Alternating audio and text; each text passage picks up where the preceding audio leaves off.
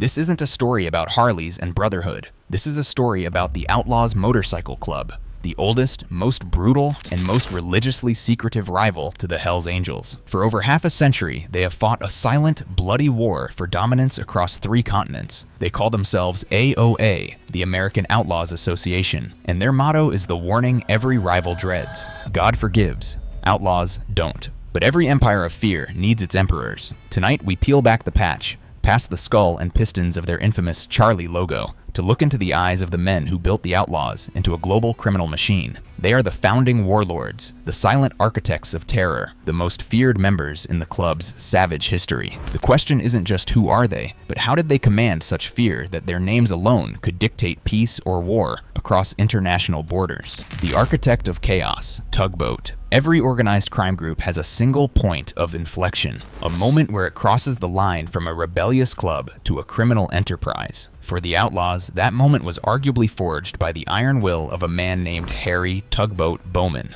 Born in 1949, Bowman was a product of mid-century American grit. He earned his threatening nickname, Tugboat, not just for his imposing, stocky build, but because he was seen as a force that could steer the club through any storm, no matter the resistance. He wasn't just a figurehead, he was a revolutionary. Bowman's rise to power in the late 1970s and 1980s was methodical and brutal. He didn't just want to control a city, he wanted to control the entire association. In 1984, Harry Bowman achieved the unthinkable. He was voted the international president of the Outlaws MC. This wasn't a local chapter presidency. This was command of the entire global network, from the US to Australia, the UK, and Europe. He was the most powerful outlaw biker in the world. The reign of terror, from brotherhood to boardroom. Under Tugboat's decade-long rule, the club underwent a terrifying transformation. The global expansion. Bowman systematically pushed for global dominance, chartering new chapters in Europe, directly confronting the growing power of the Hells Angels on their own turf, sparking the decades-long Great Biker War. The corporate crime model. He centralized the club's criminal operations, turning local drug dealing and extortion into a sophisticated, multinational network dealing in narcotics, prostitution, and weapons. The patch became a federally recognized symbol of organized crime. The Fall and the Hunt, America's Most Wanted. Power attracts attention, and by the early 1990s, Bowman was a primary target of the FBI. The heat intensified dramatically after a string of high-profile, brutal crimes tied directly to his command. The murder of a rival gang member in Florida, the attempted murder of an ATF agent, and the execution of an outlaw member suspected of cooperating with the government. In 1994, federal authorities indicted Bowman on a staggering list of charges, including racketeering, conspiracy, and 3 counts of murder. Harry Tugboat Bowman vanished. He spent 4 years on the run, becoming one of the FBI's 10 most wanted fugitives. They plastered his picture, a stern man with a dark mustache, sunglasses, and the AOA patch, on every post office wall in America. Law enforcement considered him one of the most dangerous, feared, and untouchable men alive. The hunt ended in 1998 with his capture in Sterling Heights, Michigan. He was convicted and sentenced to 2 life sentences plus 83 years. The man who had ruled the Outlaws for a decade was finally caged, but his legacy, the structure and international reach he built, remained a blueprint for the next generation of terror. Even after his death in federal prison in 2019, Harry Bowman remains the most significant and feared president in Outlaws history, the architect of their global criminal ambition, the executioner of Florida, Dirty Mike. If Tugboat Bowman was the mind that planned the war, then men like Michael Dirty Mike Lard were the hands that executed the orders. Lard embodied the ruthless, street-level enforcement that made the Outlaws patch terrifying to local rivals and law-abiding citizens alike. Lard rose through the ranks of the Florida Outlaws, a state that remains one of the club's most crucial and volatile territories. He eventually became the president of the Tampa chapter, a key position in a state saturated with narcotics roots and organized crime. Lard's reign was defined by the relentless, often public, violence required to maintain market dominance against rivals like the Warlocks and the Pagans, MC. Where Bowman dealt in international strategy, Lard dealt in immediate, terrifying consequences. Like many high-ranking members, Lard's activities eventually drew the attention of federal task forces. The charges that eventually brought him down were the same that had dismantled the New York mob decades earlier.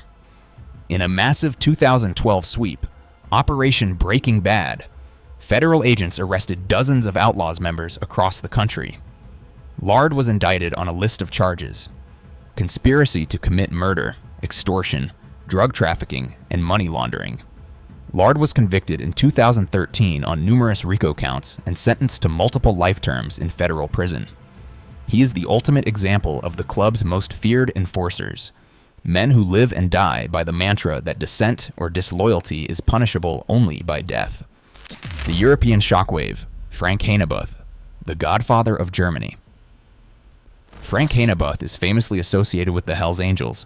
His story must be told in the context of the Outlaws' fear, because he represents the most dominant force the AOA has ever fought in Europe, and the type of ruthless figure required to maintain a turf war against their sheer brutality. Hanebuth, an immense figure known for his public presence and political connections, was the president of the Hells Angels Hanover chapter, one of the most powerful and feared chapters in Germany. For years, he was the de facto crime lord of northern Germany, controlling a vast criminal network of prostitution, narcotics, and extortion rackets. He wasn't a hidden boss. He was a celebrity gangster, often seen mingling with local politicians and celebrities, openly mocking the rule of law.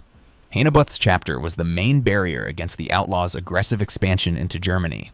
The rivalry between the two clubs in cities like Hanover, Cologne, and Berlin was a protracted, brutal street war involving bombings, stabbings, and shootings.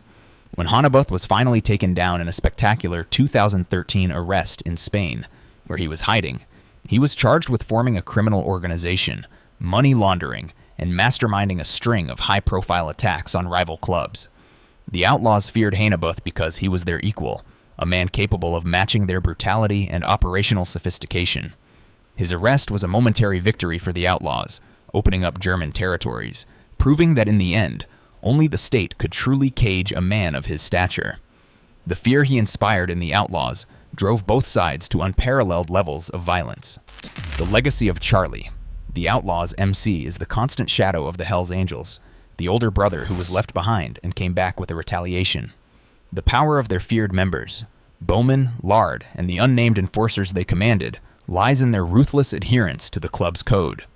They created a culture where the patch is worth more than a life, where disloyalty is a capital offense, and where the war with their rivals is permanent. Harry Bowman gave them the global network. Michael Lard gave them street-level savagery. Together, they forged an organization whose fear factor is not just its size, but its willingness to push beyond all boundaries. In 2024 and 2025, the Outlaws remain engaged in open conflict, especially in Europe, fighting for the criminal territories these figures first staked out. Will the next generation of Outlaws follow the blueprint of their founding warlords, continuing the never-ending fight? Or will modern law enforcement finally succeed in dismantling the brutal, international machine built by the likes of Harry Tugboat Bowman? The club's final silent message still hangs in the air, a warning to every rival and every government agent. AOA, all outlaws always. Thank you for watching. If you want to dig deeper into the global biker wars, the rivalry with the Hells Angels, or the ongoing battle between organized crime and law enforcement, hit that like, subscribe, and tell me in the comments, which outlaw club's history should I profile next?